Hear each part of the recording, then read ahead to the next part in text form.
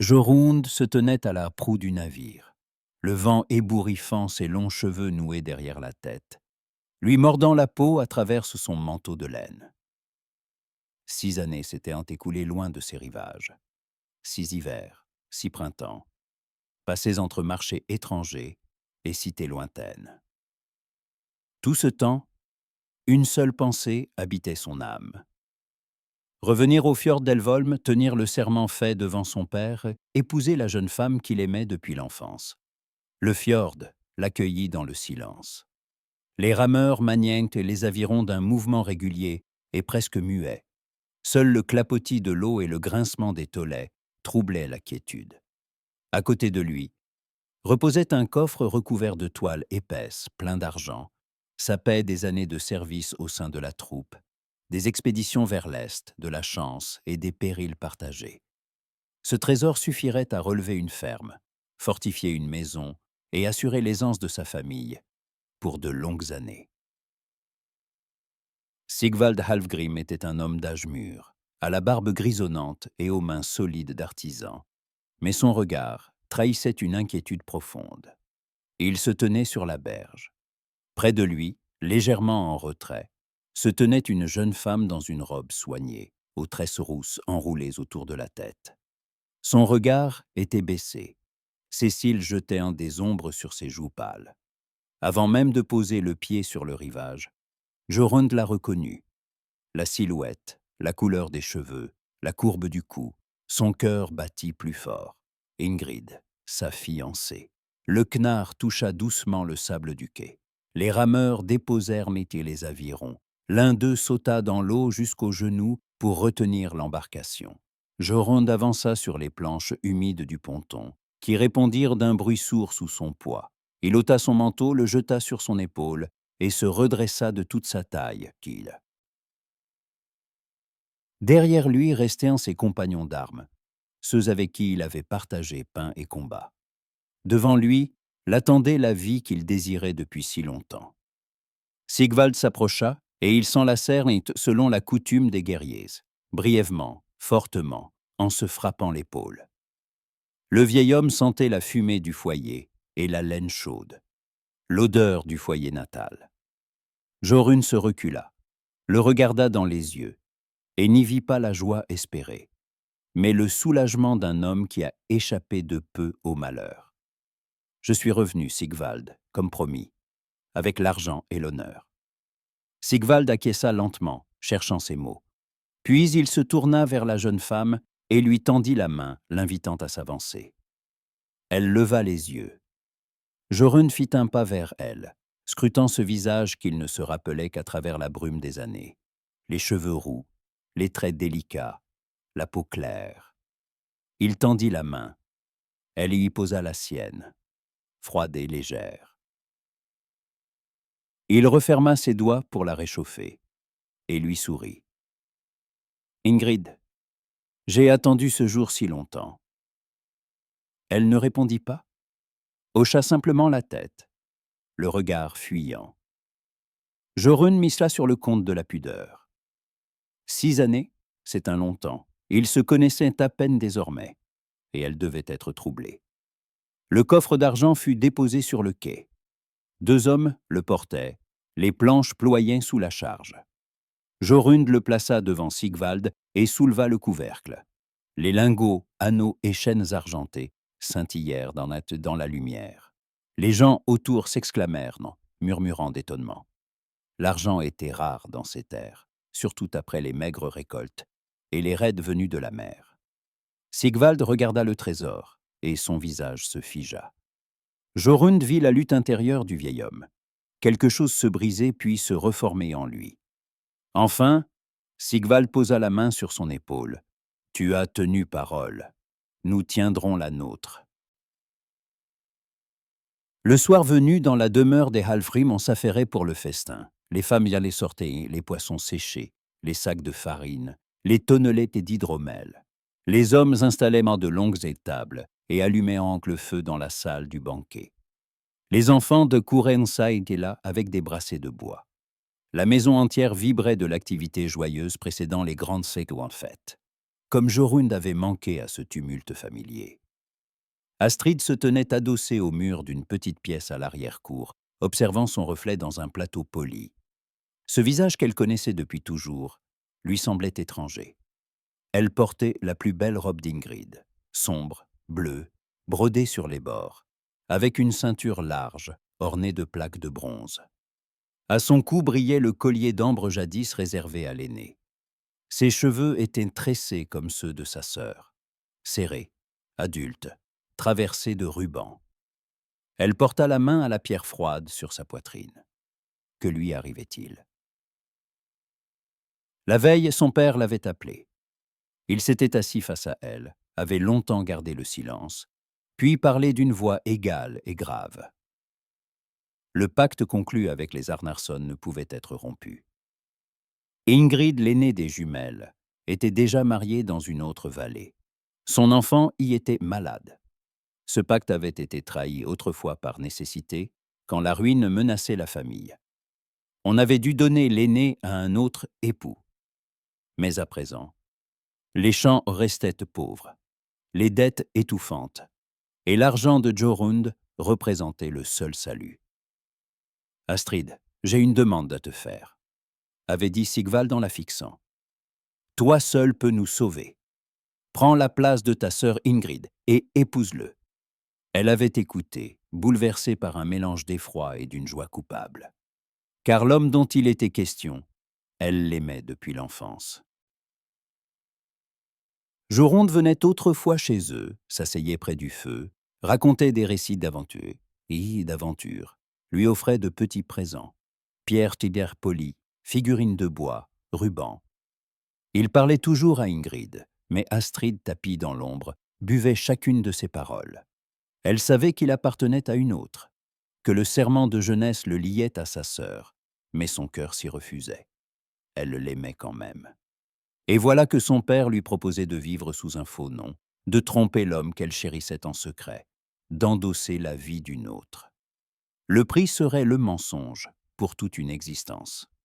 La récompense, sa présence à lui, ne fût-ce que dans l'illusion. Elle accepta, non sans hésiter, mais elle accepta. À présent, devant le plateau, elle tentait de se reconnaître. Ingrid était un peu plus grande, plus assurée, plus vive.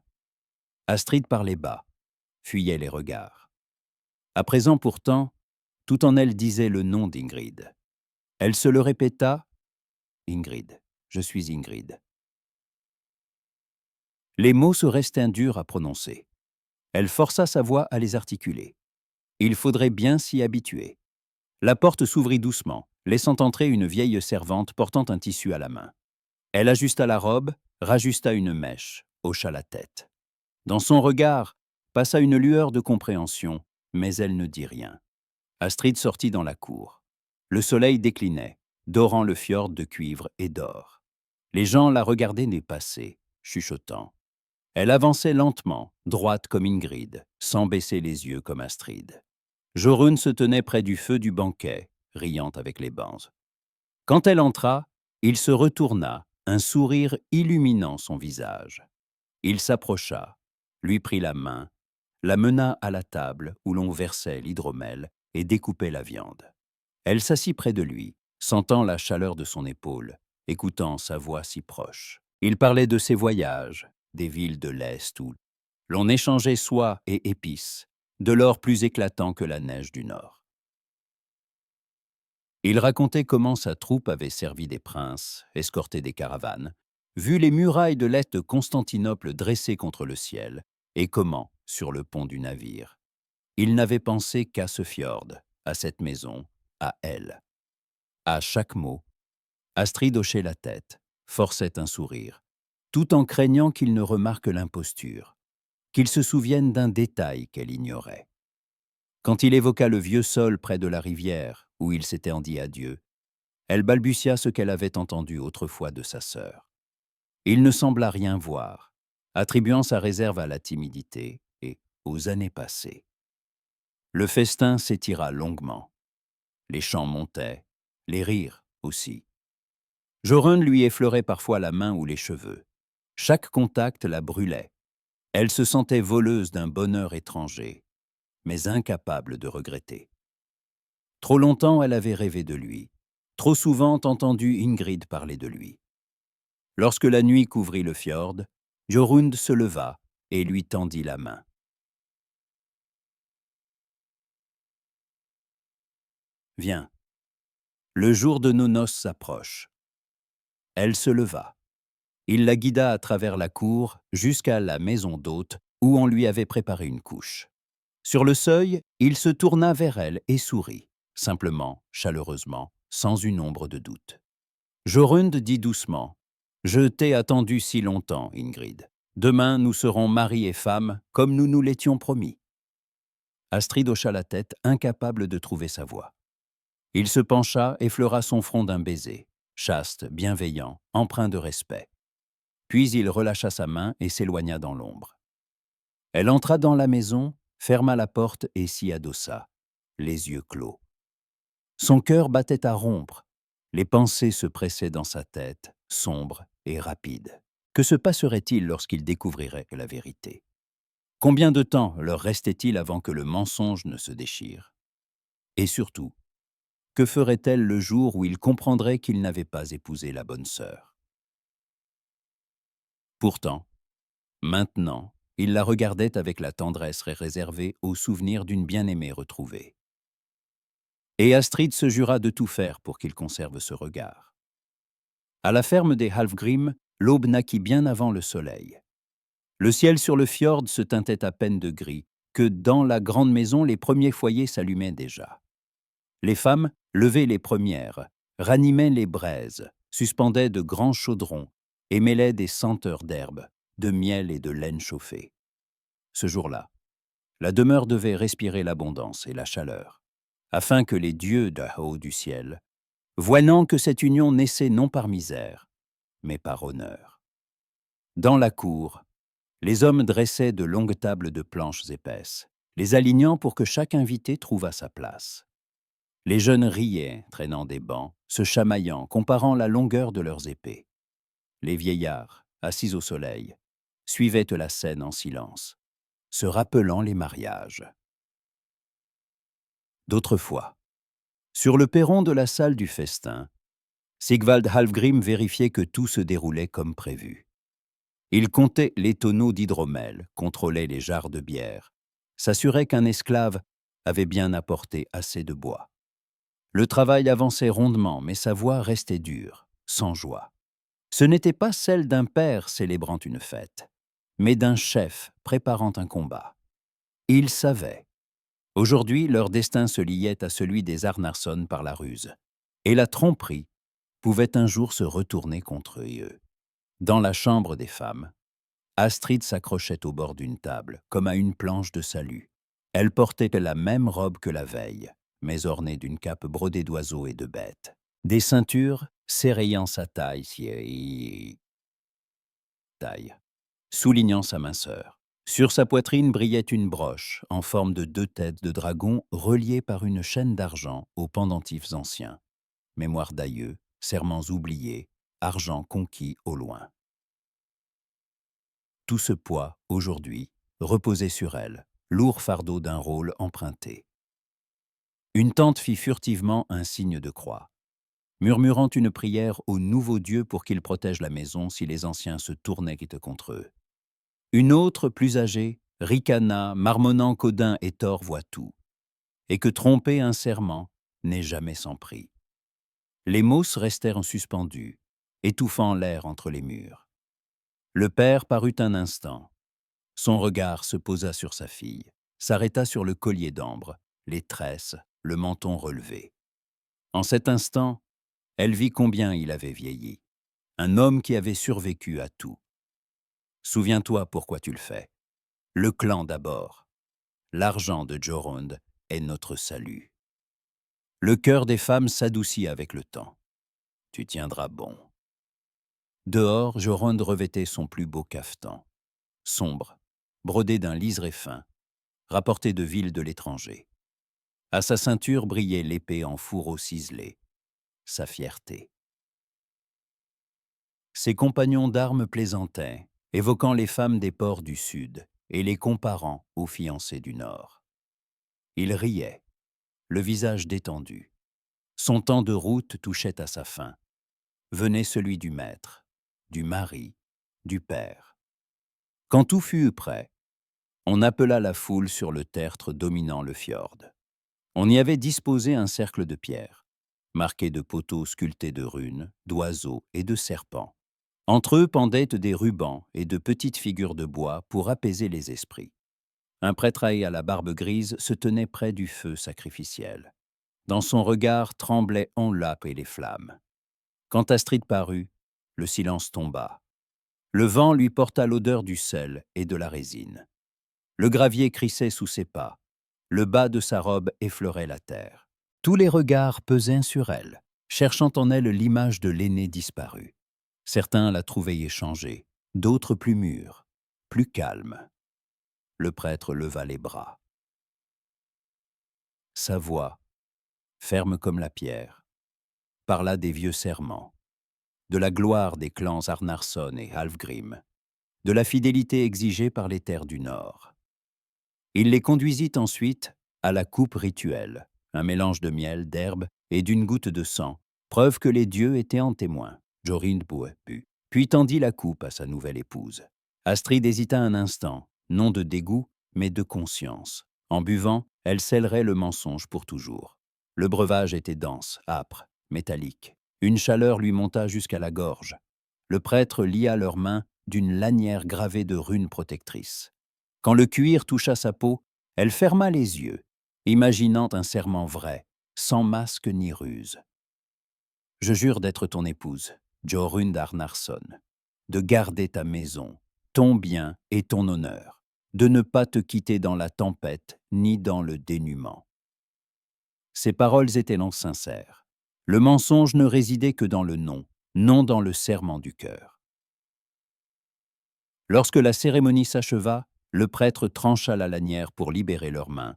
Jorund saisit la sienne et l'entraîna aussitôt dans les acclamations, les rires, les cris de joie. Les jeunes hommes le félicitaient, les femmes admiraient les bijoux de la mariée. « Bonata !»« Bonheur à toi, Ingrid !» lança quelqu'un. Chaque mot la piquait comme une aiguille, tout en l'enveloppant d'une douce chaleur. Le mensonge devenait vrai, entrant dans la chair du monde. La salle du banquet rayonnait. Les torches jetaient leurs flammes sur les murs. Les bûches éclataient dans le feu, soulevant des gerbes d'étincelles. Les tables croulaient sous les mets.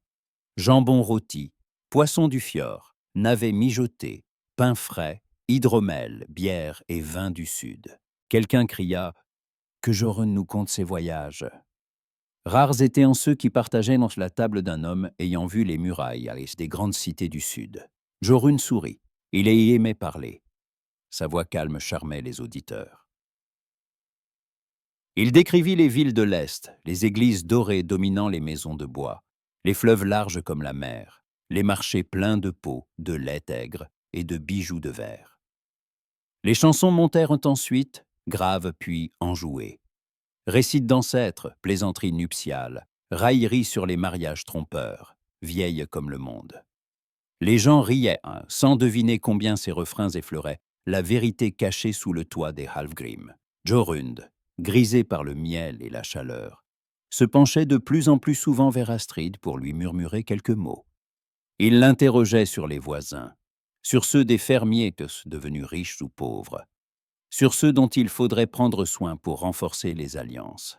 Elle répondait avec prudence, mais parfois l'habitude la trahissait. Ses mots sonnaient trop précis, trop avisés pour une femme qu'il croyait légère autrefois. « Tu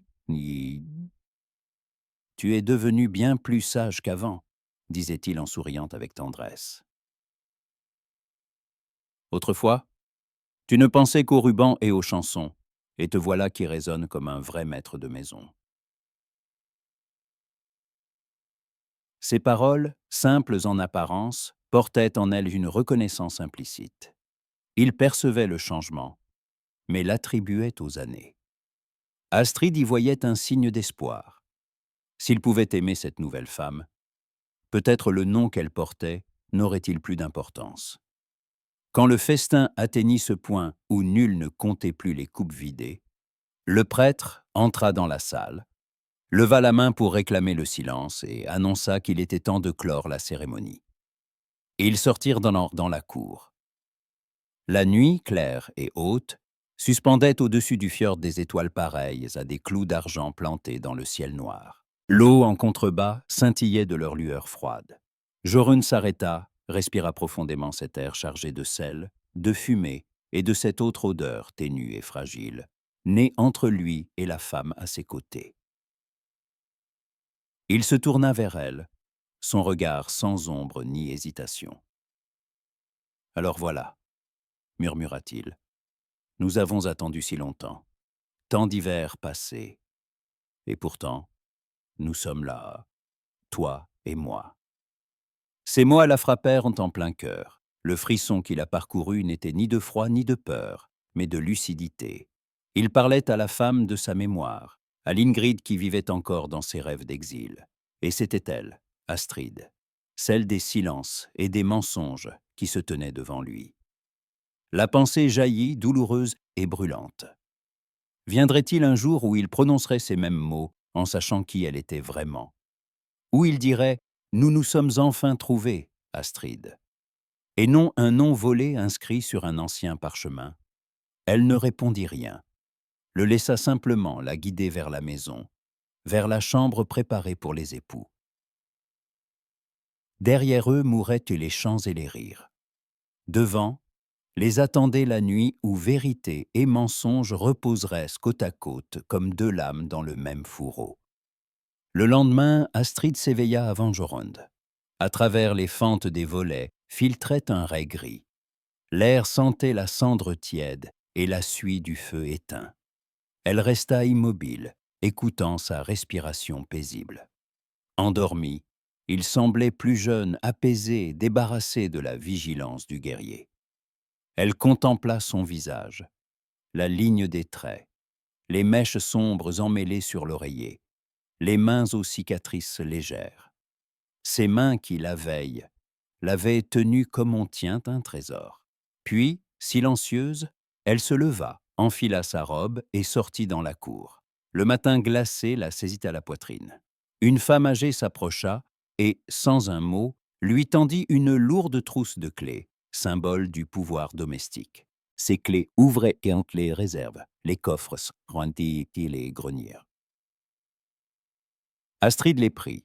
Le métal froid pesait dans sa paume, comme la preuve de son nouveau rôle. Les jours suivants furent pleins d'agitation.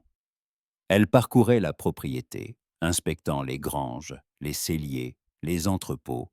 Elle comptait les sacs de blé, les barils de poissons salés, les jarres de miel et d'huile. Elle notait les quantités, calculait les besoins jusqu'au printemps, dressait des listes pour la foire à venir. Les servantes que l'observaient en silence, déconcertées. Nul ne se souvenait d'une jeune épouse si diligente.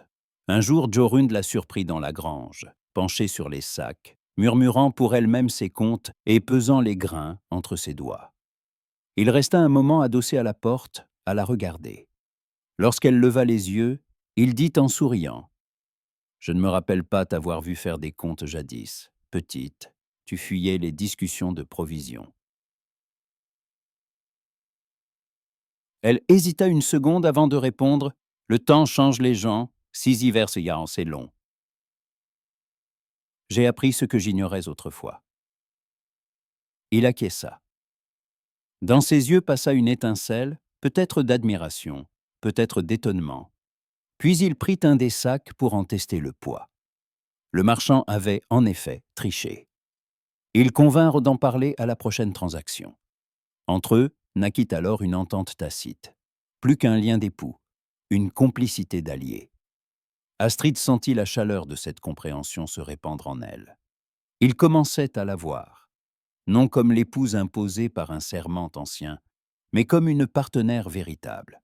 Le soir, ils s'asseyaient ensemble devant la mer. Le soleil couchant embrassait le fjord de cuivre et d'or. Jorunn parlait de ses projets, les navires qu'il armerait l'été suivant, les routes du commerce, les alliances à tisser. Astrid écoutait, attentive. posant parfois des questions surprenantes de cesse et de justesse.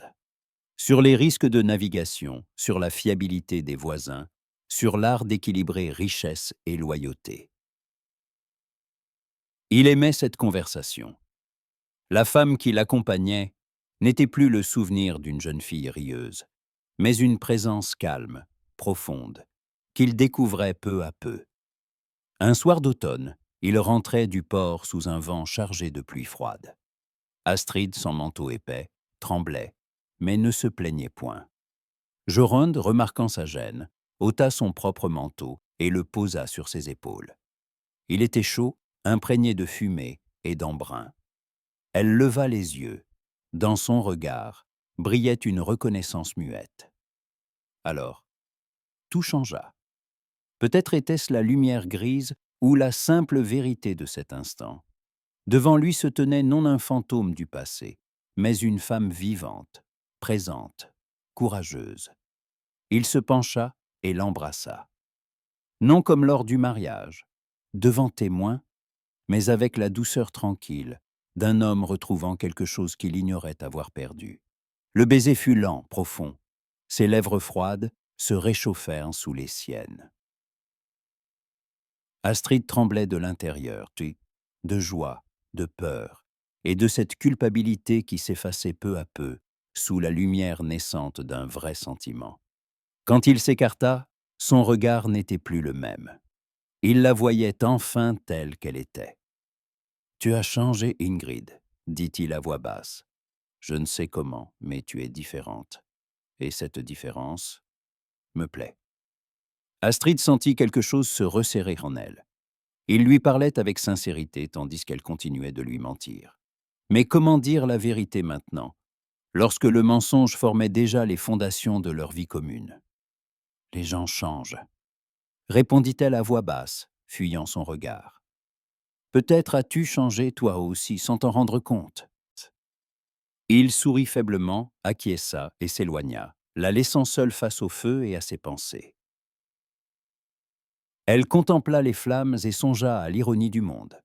Elle avait obtenu ce qu'elle avait toujours désiré, mais au prix de vivre chaque jour dans la peur que tout s'effondre. Le poids des jours. Semaines passaient, sous sa main, le domaine prospérait. Elle avait établi des échanges avec les fermes voisines, négocié avec les pêcheurs, veillé à ce que les esclaves mangent à leur faim, non par bonté, mais par prudence. Un ventre vide travaille mal. Les fermiers qui venaient prendre conseil auprès de Jorunde comprirent vite que sa femme n'était pas une simple parure, mais une véritable maîtresse de maison. On parlait d'elle avec respect. Seuls quelques anciens grommelaient qu'une femme n'avait pas sa place dans les affaires d'hommes, tout en reconnaissant que la maison d'Arnason n'avait jamais été aussi solide. Jorunde observait ce changement avec fierté. Il la consultait sur tout. Les marchés, les hommes, les contrats. Ses jugements tombaient justes, son intuition ne la trompait pas. Une fois, elle l'avertit qu'un marchand venu des montagnes avait mauvaise réputation. Il vérifia. Elle avait raison. Dès lors, il écouta davantage encore. Mais l'ombre s'étendait. Dans le haut du fjord, on murmurait qu'un homme rassemblait les mécontents, promettant terres et liberté à ceux qui le suivraient. Il rejetait l'autorité du vieux jarl et menaçait de prendre par la force ce qu'il estimait sien. Jorunde comprenait. Si la guerre éclatait, tout l'ordre conquis s'écroulerait. Il fallait des alliés, des liens forts. Son mariage avec la fille d'Alfgrim en était un pilier qui ne devait ni vaciller ni se fissurer. Si l'on doutait de la légitimité de leur union, les ennemis s'en serviraient pour diviser leurs forces. Astrid ignorait les détails politiques, mais pressentait le danger. Le soir, quand les hommes se réunissaient autour du foyer, parlant bas de navires, d'armes et de loyauté, elle captait des lambeaux de phrases. Elle comprenait alors. Son mensonge n'était plus une simple faute domestique, mais une blessure dans la pierre où reposait l'avenir de tous. Une nuit, incapable de dormir, elle se leva. Jorunde reposait paisiblement, et elle pensa Que se passerait-il s'il découvrait? Il verrait une fraude à sa place. Le mariage que tous louaient serait tourné en dérision. Son nom sali. Les ennemis s'en réjouiraient, et tout leur monde, fragile, tomberait en poussière. Elle prit une châle et sortit. L'air mordant la couvrit d'une fine brume. Les étoiles ressemblaient à des éclasses de glace sur un drap noir. En contrebas, le fjord luisait comme un souffle endormi. Elle songea. L'amour et le mensonge peuvent cohabiter quelque temps. Mais tôt ou tard, l'un détruit l'autre. Derrière elle, la porte grinça. Jorunn était là, pieds nus, les épaules drapées de fourrure. Sans parler, il vint se placer à ses côtés. « Tu ne dors pas » demanda-t-il doucement. Elle fit un signe de tête. Il la prit contre lui, la chaleur de son corps traversant la laine du châle. Un instant, elle oublia tout, la peur, la faute, le lendemain. « Je pense à ce qui vient » murmura-t-elle, « aux rumeurs, aux menaces. J'ai peur. » Il resta silencieux, puis répondit, « Qu'il en soit ainsi. J'affronterai n'importe quelle tempête, tant que je sais qu'à la maison m'attend quelqu'un pour qui je veux revenir. Tu es ma maison, Ingrid, pas les murs, pas le toit, toi. » Ces mots la déchirèrent et la consolèrent tout à la fois. Elle ferma les yeux, retenit ses larmes. Il parlait à un souvenir, mais son cœur, lui, entendait un serment sincère.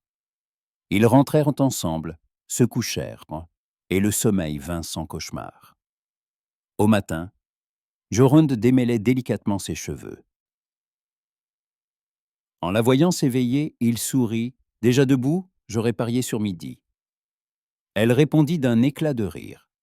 Et le monde sembla simple à nouveau, comme si aucun secret ne les séparait. Plus tard ce jour-là, un messager du Jarl arriva, demandant à Jorunn de se rendre au conseil. Il fallait préparer la riposte contre le rebelle du Nord. En silence, il ceignit son épée, prit son manteau et son cheval. Avant de partir, il l'embrassa au front. « Attends-moi. 3 jours tout au plus. » Lorsqu'il disparut au tournant, la maison sembla s'éteindre. Le vide qu'il laissait pesait sur les murs. Astrid resta un long moment à la porte, luttant contre une angoisse qu'elle n'osait nommer. Si la guerre venait, si le sang remplaçait la paix, leur amour si fragile, y survivrait-il? Et si la vérité éclatait dans la tourmente, ne serait-ce pas le coup de grâce? L'automne s'étira, puis vinrent les premières gelées. La routine s'installa dans la ferme des Arnarsson, une routine faite de travail, de murmures et de regards partagés. Entre eux s'était créé un langage secret, un toucher d'épaule pour rassurer, un long regard pour dire plus que des mots. Mais un matin, la nouvelle tomba. Des visiteurs venaient du vallon où vivait la véritable Ingrid. Astrid sentit son cœur se figer. Elle s'y était attendue, mais le moment lui parut plus terrible qu'elle ne l'imaginait. Son père l'avait prévenue. Il faudrait rester prudente, parler peu, éviter les souvenirs précis. Mais la théorie est une chose. Affronter des témoins d'une autre vie en est une autre. Les hôtes arrivèrent à midi. Un homme à la barbe dense, 2 jeunes guerriers et une femme enveloppée d'une cape chaude. Et ils apportaient des nouvelles. L'enfant d'Ingrid s'était remis d'une longue maladie, mais elle-même était trop faible pour voyager. Jorunn leur fit bon accueil, ordonna de mettre la table et d'attiser le feu. Astrid les reçut au seuil, salua d'une voix assurée. L'homme barbu la regarda longuement, comme s'il cherchait à reconnaître un visage perdu. Sa surprise fut visible, mais il ne dit rien. Il prit place, remercia, but une gorgée de miel fermenté. La conversation roula sur le temps, les routes détrempées, les rivières zonflées de pluie. Astrid répondait par des hochements de tête, se tenant à distance. Jorunn, lui, menait la parole. Il s'enquérait de la santé d'Ingrid, de son époux, des affaires dans le sud du fjord. Et pendant qu'il parlait, Astrid priait en silence pour que ce jeu d'ombre ne la trahisse pas. Au soir, un grand festin fut préparé. Les tables croulaient sous la viande rôtie, le pain frais, le poisson aux herbes, le miel, le kvass et un peu de vin venu de loin. Les invités s'assirent, remplirent les coupes, les voix montèrent, les rires s'élargirent. Le vin déliait les langues, effaçait la prudence. Astrid, assise près de Jorunde, sentait la tension lui serrer la poitrine. Elle savait, plus le banquet se prolongeait, plus les risques grandissaient. Et cela arriva. En plein tumulte, l'homme à la barbe leva soudain sa coupe et lança d'une voix déjà éraillée d'ivresse. « À la maîtresse de cette maison, à toi, Astrid. » Il s'interrompit, réalisant l'erreur, puis balbutia avec gêne. « Je veux dire, Ingrid, pardon, l'habitude. Vous étiez si semblables, vous et ta sœur. » Le silence tomba. Jorunde resta immobile, la coupe dans la main. Son regard glissa vers Astrid. Rapide, mais si précis, qu'elle en sentit le froid courir le long du dos. Il ne dit rien, but simplement, un peu plus lentement qu'à l'accoutumée. Astrid baissa les yeux, tentant de calmer le tremblement de ses doigts. Le festin se poursuivit. Mais quelque chose avait changé. Les rires sonnaient forcés, les voix trop vives. Elle ressentait sur elle des regards furtifs, des chuchotements. Certains avaient compris, d'autres pressentaient qu'un fil s'était rompu. Seuls les esclaves, indifférents au nom des libres, continuaient leur service, car la même main, quel que soit son nom, maniait le fouet. Quand le festin prit fin, Astrid s'échappa dans la cour. L'air était humide, le vent du fjord mêlait sel et froid. Au bord du puits, elle s'appuya à la pierre et ferma les yeux. La panique montait, brûlante et acide. Des pas derrière elle. Elle se retourna. Sigvald approchait, les épaules couvertes de son manteau. Son visage était dur, sa bouche serrée. Il la prit par le bras, sans brutalité, mais avec autorité, et murmura « Tu as entendu ?» Elle acquiesça, muette. Y avait-il quelqu'un d'important qui a compris ? Jorunde ? Je ne crois pas. Il n'a rien dit. Sigvald jura entre ses dents, s'éloigna, fit quelques pas, puis revint. Si cela s'ébruite, tout est perdu. Pas seulement le pacte. Tout. Le rebelle du Nord n'attend qu'un prétexte.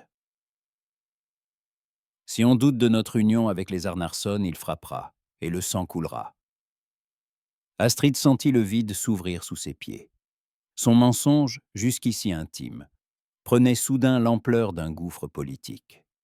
Ce n'était plus affaire de cœur, mais de survie. « Je ne voulais pas », commença-t-elle. Son père l'interrompit d'une voix glacée. « Peu importe ce que tu voulais. Tu as accepté. Maintenant, tu tiens ton rôle. Ou nous mourrons tous, Gaetig. » Les mots tombèrent comme une pierre. En elle monta une autre flamme. Non la peur, mais la colère. Contre lui, contre elle-même, contre un monde qui faisait de sa vie un outil pour la survie d'autrui. Dans la salle, les dernières voix s'éteignaient. Les invités gagnaient leur couchage. Jorunde restait avec le barbu, parlant bas. Astrid traversa la pièce, tâchant de paraître invisible. Elle sentit sur sa nuque le regard de son mari, lourd, interrogateur, mais se força à ne pas tourner la tête. Allongée, elle ne trouva pas le sommeil. L'erreur du convive pouvait n'être qu'un accident. Oui, mais le hasard, ce soir, avait une voix bien claire. Puis la porte s'ouvrit. Jorunde entra, se dévêtit sans un mot et s'étendit. Elle feignit de dormir. Dans le noir, elle percevait son souffle, tendu, éveillé. Entre eux, le silence formait une muraille. Le lendemain, les visiteurs partirent dès l'aube. L'homme s'excusa pour son lapsus, évoquant la fatigue. Jorunde lui serra la main, lui souhaita bon voyage. Il resta pourtant longtemps sur le perron, les yeux perdus vers la route. De la fenêtre, Astrid observait le pli tendu de ses épaules. Pensait-il ? Se souvenait-il de détails oubliés ? Composait-il enfin le puzzle ?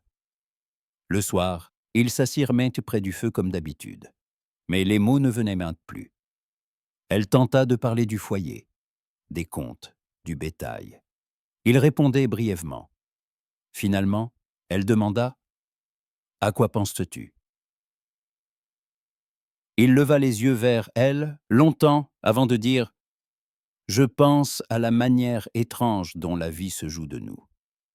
Tu jures fidélité à une femme, et c'est une autre qui se tient à tes côtés. Et tu ne sais plus si ce sont les dieux qui te trompent, ou toi-même. » Le froid la saisit tout entière. Elle demeura muette. Dans ses yeux à lui, pas de colère, seulement une lassitude immense. Il se leva, s'approcha, murmura « Dis-moi si tu pouvais choisir, resterais-tu Ingrid, ou redeviendrais-tu toi ?»« Je ne comprends pas, » souffla-t-elle. Il eut un sourire las. « Peut-être, ou peut-être comprends-tu trop bien.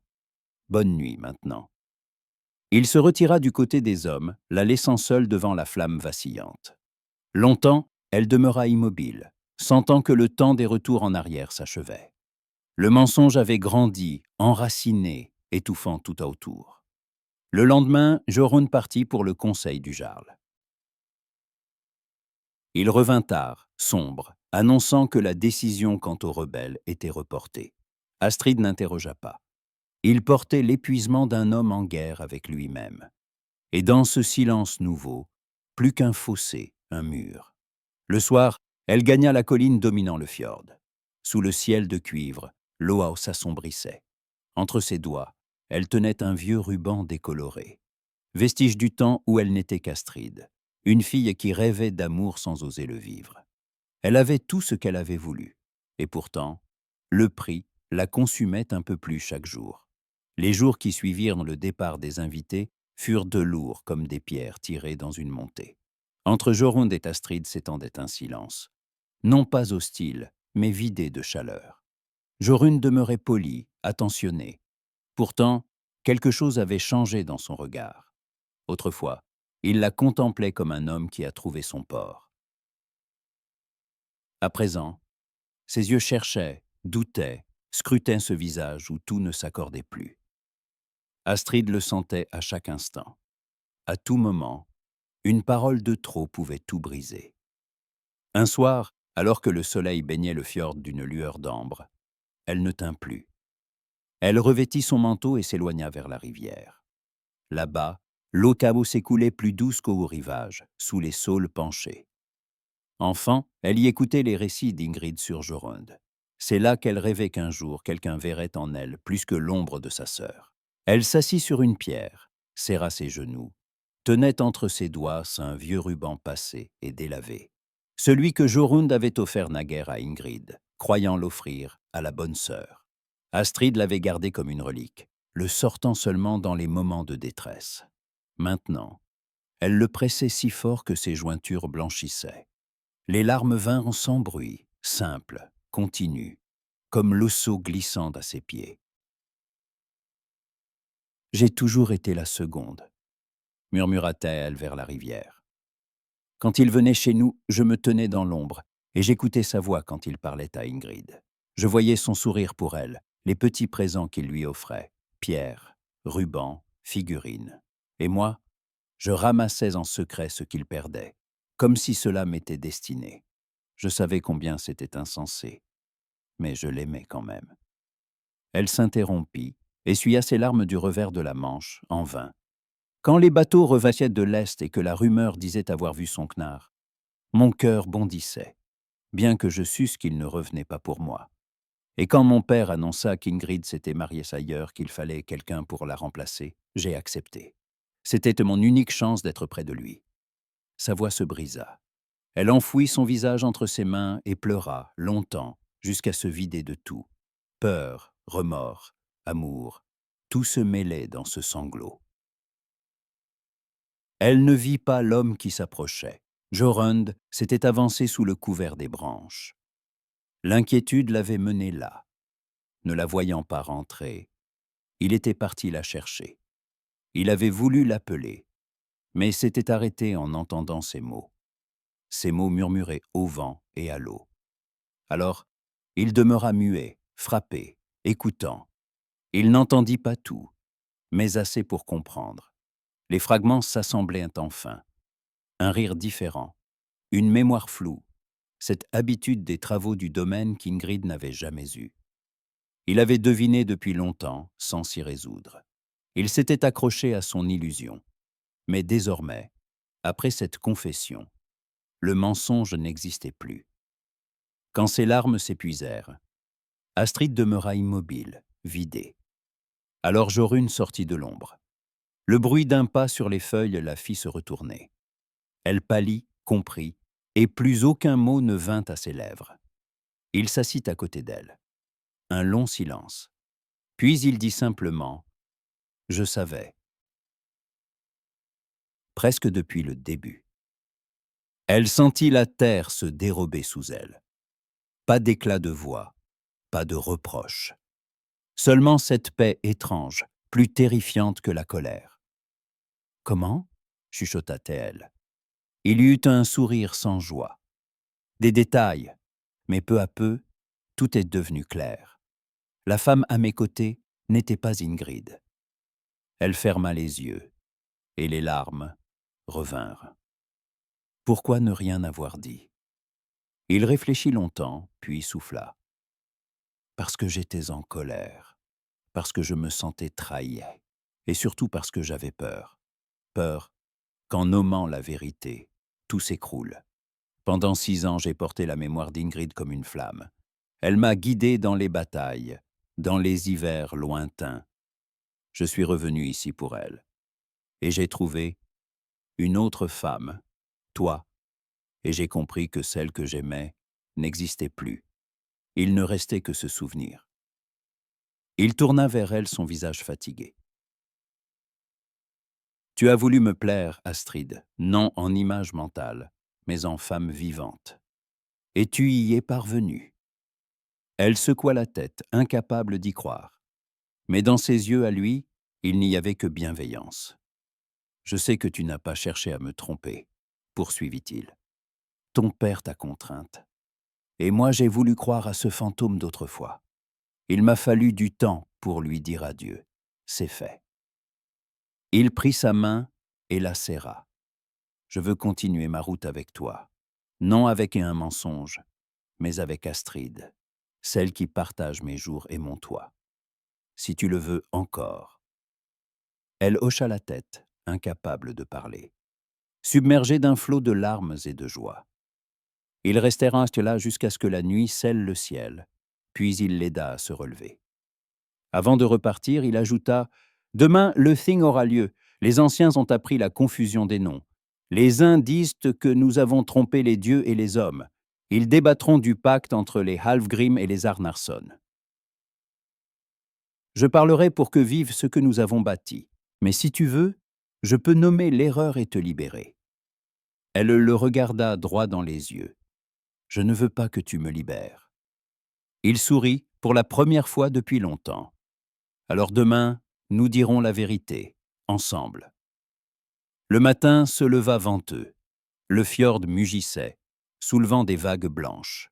Les villageois arrivaient de toutes parts, et anciens s'appuyant sur leurs bâtons, jeunes parlant à voix basse. Les femmes, reléguées aux abords du cercle, se pressaient pour écouter. L'assemblée se tenait sur le grand tertre de pierre surplombant l'eau. Au centre s'élevait un poteau runique sous le regard des dieux. Le jarl, assis sur la pierre du juge, observait la foule. Son visage impassible cachait pourtant la conscience du poids du jour. Ce verdict-là déciderait d'une paix ou d'une guerre. Jorund entra sans ostentation. Il portait un simple cafetan sombre, l'épée à la ceinture, le manteau jeté sur les épaules. À ses côtés, Astrid avançait, le cœur battant à rompre. Elle sentait les regards, les murmures, les doigts qui la désignaient. Pour certains, elle n'était qu'une menteuse, pour d'autres une victime du devoir filial. Tous attendaient le verdict. Un peu à l'écart, Sigvald Halfgrim se tenait pâle, les poings serrés. Il savait, si Jorund exigeait vengeance au nom de l'honneur bafoué, leur lignée sombrerait dans le déshonneur, et le rebelle des Hautes-Vallées trouverait son prétexte pour frapper un clan déjà affaibli. Le jarl leva la main. Le brouhaha s'éteignit. Sa voix, calme et posée, se fit entendre. « Nous sommes réunis pour parler du pacte entre les Arnarson et les Halfgrim. Il court des rumeurs selon lesquelles la fiancée aurait été remplacée. Si c'est vrai, les dieux pourraient s'en offenser. Jorund Arnarson parle !» Jorund s'avança au centre du cercle de pierre. Tous les regards se braquèrent sur lui. Certains attendaient une accusation, un appel au sang. D'autres espéraient la paix. Sa voix fut claire, posée. Le pacte portait sur l'union de nos familles. Il disait qu'une des filles de Sigvald Halfgrim deviendrait mon épouse. Et cela s'est accompli. Le nom inscrit fut celui d'Ingrid, mais la vie décida autrement. Ingrid s'est mariée ailleurs, a eu un enfant, n'a pu venir. À sa place, sa sœur Astrid s'est tenue près de moi. J'ai su la vérité presque dès le commencement. Un murmure parcourut la foule. Jorund poursuivit « Au début ». J'ai été en colère. Je me croyais trompé. Puis j'ai compris. Le pacte ne parlait pas d'un nom, mais d'une alliance. Cette alliance vit. Astrid, fille de Sigvald, partage ma maison, ma couette, mes jours. Elle n'est ni doublure, ni mensonge. Elle était le choix que j'ai fait pleinement. Il se tourna vers elle et lui tendit la main. Tremblante mais droite, Astrid s'avança. « J'aurais pu réclamer le sang, » dit-il encore. « Mais je ne le ferai pas. Les dieux eux-mêmes ont guidé mes pas vers celle qui devait être près de moi. J'ai retrouvé non pas l'image d'Ingrid, mais la présence d'Astrid. » Le jarl hocha lentement la tête et consulta les anciens. Ils murmurèrent entre eux. Certains approuvaient, d'autres fronçaient les sourcils. Puis il éleva la main. « Les dieux regardent les actes, non les inscriptions. Le serment est tenu si les deux lignées consentent, et si la femme se tient devant nous à visage découvert. Astrid, fille de Sigvald, acceptes-tu de rester l'épouse de Jorund sous ton vrai nom ?» Tous les yeux se tournèrent vers elle. Elle aurait pu fléchir, se taire, prétendre la peur. Mais en voyant le visage calme de Jorund, Astrid sentit grandir en elle une force nouvelle. « Je suis Astrid, fille de Sigvald Halfgrim, femme de Jorund Arnarson », dit-elle d'une voix ferme qui porta dans tout le cercle. Pas Ingrid, pas une ombre, Astrid. Un silence, puis un souffle parcourut l'assemblée. De soulagement, d'étonnement. Le jarl déclara « Qu'il en soit ainsi. Le pacte est rempli, le lien confirmé. Que les dieux bénissent cette maison. » Les hommes ne se mirent à parler, certains de façon approbatrice, d'autres encore réservés. Mais la guerre venait d'être écartée. Sigvald s'avança vers sa fille. Son visage, ravagé de fatigue, s'adoucit. « Merci », murmura Théil. En ce mot vibraient contrition et soulagement. Astrid ne répondit pas. Elle n'était plus un pion, mais le maître de sa destinée. Jorund lui prit la main et ils quittèrent le cercle ensemble. La foule s'écarta devant eux, certains saluant d'un signe de tête, d'autres approuvant d'un demi-sourire. Dans le lointain, un homme portant une croix priait en silence, pour que ce monde façonné dans le mensonge reste debout par la vérité retrouvée. Après le Thing, la vie reprit son cours, mais plus légère, comme si un fardeau s'était dissipé. Astrid ne sursautait plus à chaque nom prononcé. Elle était elle-même. Et chaque fois que Jorund disait « Astrid », elle sentait ce mot fleurir dans son cœur. Les premiers jours, ils restèrent seuls. Jorund n'alla ni au conseil ni au marché. Il voulait goûter la paix enfin sincère. Ensemble, ils marchaient le long du fjord, écoutaient les vagues, parlaient de rêves anciens et de la manière qu'a la vie d'offrir non ce qu'on souhaite, mais ce qu'il nous faut. Un soir, assise au bord du quai, Jorund se mit à rire. « Qui a-t-il » demanda-t-elle. « J'imagine ce qui se serait passé si je n'avais rien compris. J'aurais vécu une vie entière avec toi sous un faux nom. » Elle eut un sourire tremblant. Je ne veux pas imaginer. Ce serait affreux. Il serra sa main. Tu sais ce qui m'étonne le plus? Ton courage tranquille. Tu es douce mais indomptable. Les larmes vinrent, non de tristesse, mais d'émotion. J'avais peur de te perdre, dit-elle. Il la serra contre lui.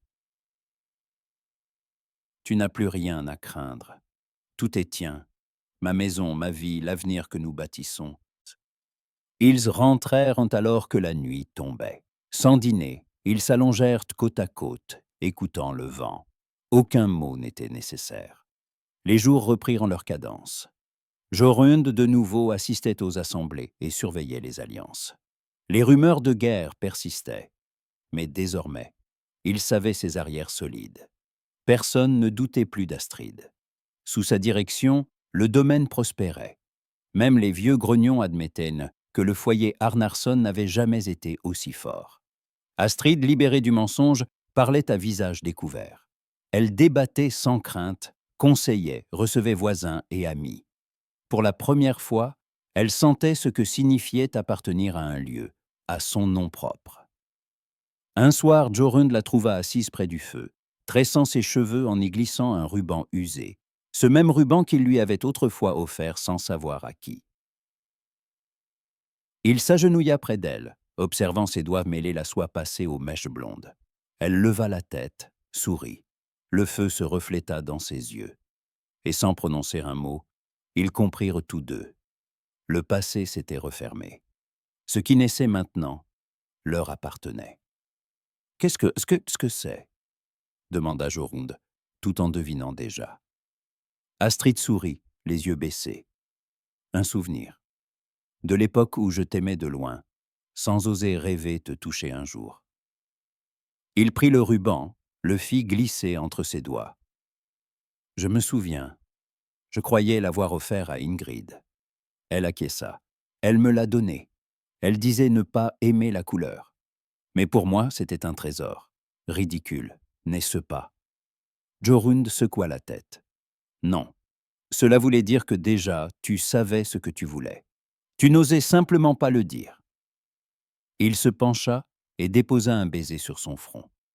Astrid ferma les yeux. Le calme de cet instant lui parut plus précieux que tous les serments. Désormais, il n'y avait plus de mensonge entre eux, seulement une vérité née de l'erreur, mais devenue vivante et solide. Les mois passèrent, l'hiver se retira, laissant place à un printemps éclatant. Les torrents grossissaient, les fjords résonnaient du tumulte de l'eau et des cris d'oiseaux du sud. À la ferme, l'activité battait son plein, toits réparés, champs labourés, navires remis en état. Jorund préparait 2 dracars pour repartir à l'est dès que la mer s'apaiserait. Astrid supervisait tout, notait les vivres, comptait les hommes, veillait aux moindres détails. Un matin, debout sur le quai, il regardait les sacs de marchandises chargés à bord. Jorund demanda « As-tu peur que je parte et ne revienne jamais ?» Elle réfléchit. Jadis, elle aurait menti. À présent, elle dit franchement « Oui, mais je sais que tu reviendras, parce que c'est ici ton foyer, parce que je t'y attends. » Il la passa doucement sous son bras. « Je suis toujours revenu, même quand je ne savais plus à qui revenir. Maintenant, je sais. » Il partit la semaine suivante. Du rivage, Astrid suivit longtemps la course du drakkar jusqu'à ce que sa proue de dragon disparût derrière la falaise.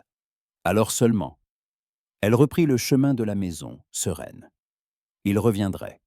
Pendant son absence, un messager apporta la nouvelle que le rebelle des hautes terres avait été défait. Ses hommes dispersés, lui exilé au-delà des mers. La guerre qu'on redoutait n'aurait pas lieu. Le jarl consolidait son pouvoir et la vallée retrouvait la paix. Astrid comprit que leur union n'avait pas été vaine. C'était elle qui avait garanti cette stabilité fragile.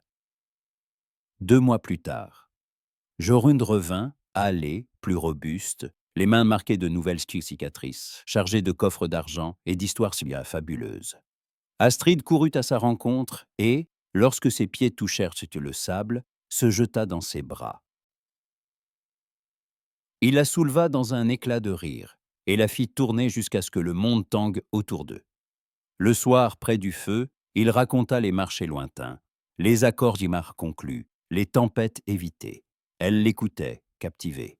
Quand sa voix faiblit, elle posa sa main sur la sienne. « Pendant ton absence, dit-elle doucement, j'ai compris une chose. Je n'ai plus peur.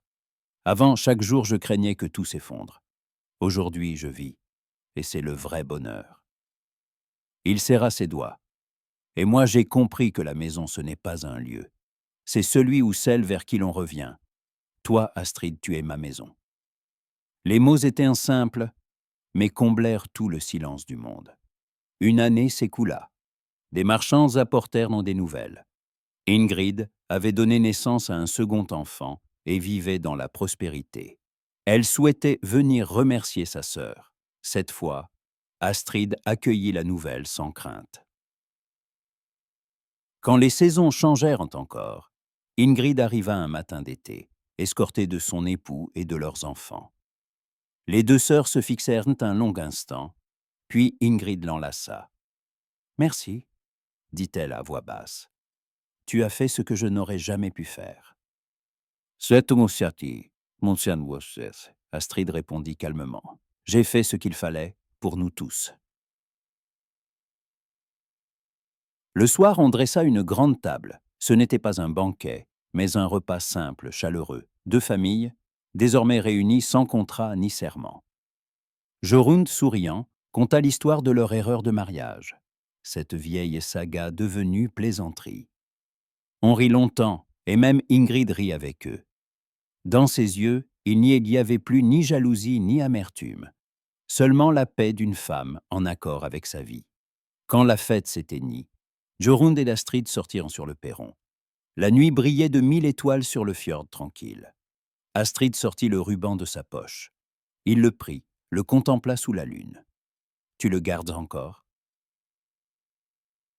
Oui, dit-elle. Il me rappelle d'où je viens. La fille silencieuse qui n'osait espérer. Et maintenant, je vis ce rêve qui est devenu réel. » Il l'attira contre lui. Le vent vibrait dans les pins, les flots se brisaient au loin. Ce n'était ni passion ni feu, mais la plénitude de deux êtres à leur place. Derrière eux, le feu du foyer illuminait les poutres et réchauffait la maison bâtie sur la vérité retrouvée. Astrid comprit qu'elle n'était plus l'ombre d'autrefois, mais la maîtresse du foyer, la femme qu'elle avait choisi de devenir.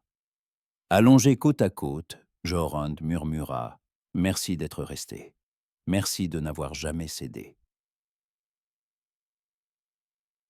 Elle répondit en chuchotant « Merci de m'avoir vu. » Pas elle, moi. Et dans ces mots vibrait toute leur histoire. Une saga d'erreurs et de rédemption, de mensonges transformés en vérité, d'amour né dans l'ombre pour éclater enfin à la lumière du fjord. On dit qu'ils vécurent longtemps et dans la paix.